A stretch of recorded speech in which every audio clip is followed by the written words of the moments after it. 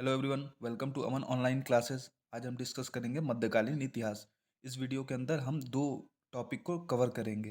पहला टॉपिक होगा इस्लाम धर्म और इस्लाम धर्म का उदय, और दूसरा टॉपिक होगा भारत पर विदेशी आक्रमण। तो आइए हम इसे देखते हैं।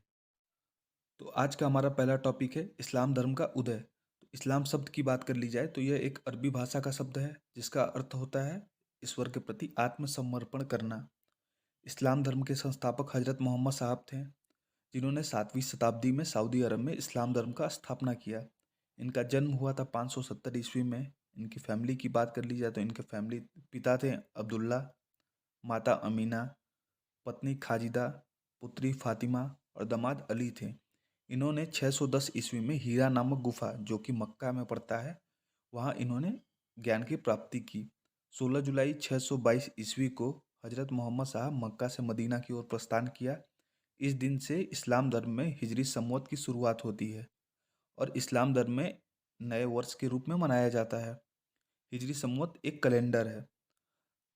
पॉइंट 5, इनकी मृत्यु 632 ईस्वी में हुई और इन्हें मदीना में दफनाया गया। इस्लाम धर्म के बारे में बात कर ली जाए तो इस्लाम धर्म एक ईश्वर की उपासना पर जोर देता है। इनका पवित्र पुस्तक है कुरान। ऐसा मानना है कि स्वयं ईश्वर ने हजरत मोहम्मद साहब को कुरान की शिक्षा दी थी। आइए अब देखते हैं इस्लाम धर्म के 5 शिक्षाओं के बारे में। तो पहला है नमाज, दूसरा है रोज़ा, तीसरा ज़कात, चौथा हज, पांचवा कलमा। तो नमाज, प्रत्येक मुस्लिम को दिन में 5 बार नमाज पढ़ना को कहा गया है। रोजे, रमजान के माह में रोजे रखने को कहा गया है। ज़कात एक प्रकार का दान है जो मुस्लिमों द्वारा स्वेच्छा के अनुसार दिया जाता है। और हज, मुमकिन हो तो मक्का, जो कि सऊदी अरब में स्थित है, उसकी एक बार तीर्थ यात्रा जरूर करनी चाहिए। और कलमा। तो हमारा दूसरा टॉपिक है भारत पर विदेशी आक्रमण। तो भारत पर सबसे पहले अरबों का आक्रमण हुआ। इसका उल्लेख चचनामा में मिलता है, जो कि एक फारसी ग्रंथ है। पैगंबर मोहम्मद साहब के उत्तराधिकारी उम्मयद खलीफा के सेनापति मोहम्मद बिन कासिम ने भारत पर सबसे पहले सफल आक्रमण किया था, और इस आक्रमण का उद्देश्य था मुस्लिम का प्रचार प्रसार करना। आइए डिस्कस करते हैं खलीफा के बारे में, और उसके बाद जितने इससे बचे हुए पॉइंट हैं उसको भी। तो पैगंबर मोहम्मद साहब की मृत्यु 8 जून 632 ईस्वी में हो जाती है। उनके उत्तराधिकारी होते हैं, उन्हें ही खलीफा कहा गया। मुस्लिम क्षेत्र के वो राजनीतिक नेता भी माने जाते थे। शिया और सुन्नी के मतभेद का कारण भी खलीफा था।